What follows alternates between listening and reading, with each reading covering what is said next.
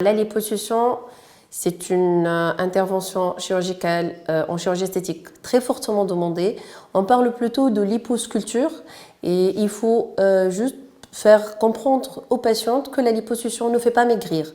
La liposuction, ça sert à sculpter le cœur, à retirer la graisse qui est réfractaire au régime, qui ne répond pas aux activités sportives. C'est la graisse qui est profonde et non pas la graisse superficielle. La liposuction, c'est une intervention relativement douloureuse. C'est pour ça que le post-opératoire, il est un peu difficile pour les patientes, mais il est toujours bien géré avec les antalgiques qu'elles reçoivent en post-opératoire. Elle se fait sous anesthésie générale au bloc opératoire.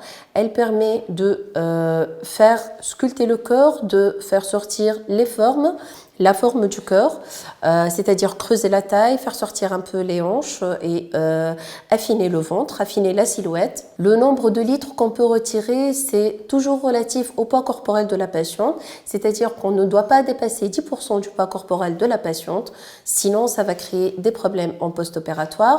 La patiente sortira du bloc avec un ponty de contention qu'elle devra garder pendant un mois et demi.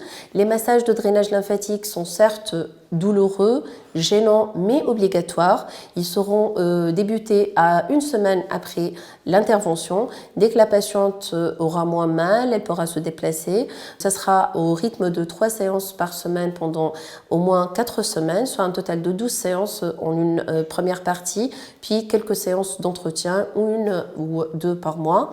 La reprise d'une activité sportive modérée mais régulière pourrait être entamée à partir de la 2e semaine, soit de la natation, soit une marche, de la bicyclette, un sport qui fait fonctionner tout le corps. L'hygiène diététique et la bonne conduite alimentaire est indispensable. La liposuction n'est pas définitive si on reprend une activité alimentaire qui est riche en graisse ou en glucides. Il faut faire attention à sa ligne en post-opératoire.